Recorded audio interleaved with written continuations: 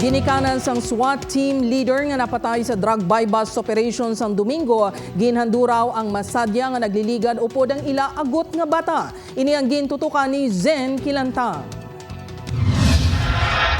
Nag-umpisa na ang haya ni Police Staff Sergeant Michael Malan sa isa ka punerarya sa Barangay Tanza, Iloilo City, subong nga adlaw.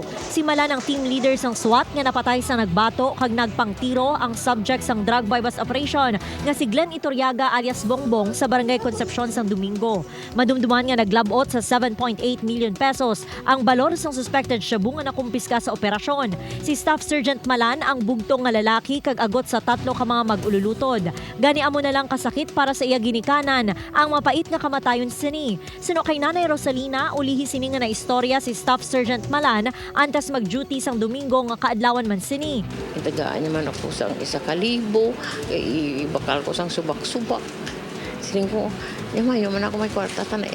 Siling ko hindi na.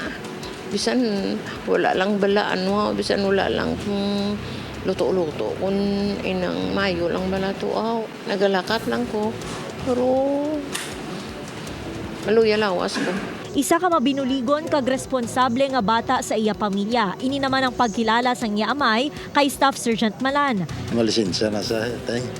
May katuan ko. Pero dali lang ta, mabalik na ta yun. Hindi ko, okay to Rason na. Magbalik na. Story lang na. Bisa na, masali na sa time, chat ka ako. Isa ba, may kuganda, ikaw lang Atis niya, sige paslan tanda niya. Natala na nga mag-abot ang asawa ni Malan nga nagatrabaho sa Saudi Arabia sumong gabi. Nagpasalig ang ICPO sang bulig sa pamilya, ilabi na sa asawa kag 15 anyos nga bata ni Staff Sergeant Malan. Ginakabig sang ICPO nga dako nga kadulaan sa hanay sang pulis ang kamatayon ni Malan. Naka-half staff ang Philippine flag sa mga istasyon sang pulis sa Iloilo City kasunod sang kamatayon sini. Bilang amay sang ICPO, mabugat nga madulaan ka sang isa ka maisog kag mayong pulis. Kag ang bilog nga ICPO kasubogid no nga kinanglan pa magbuhos ang kabuhi sa away kontra droga.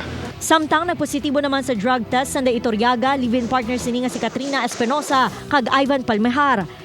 Ongoing pa ang mga preparation sa mga document for the violent cases kag nagawa ang mga results sa laboratory nga positive silang 3 sa substance ng illegal drugs or shabu.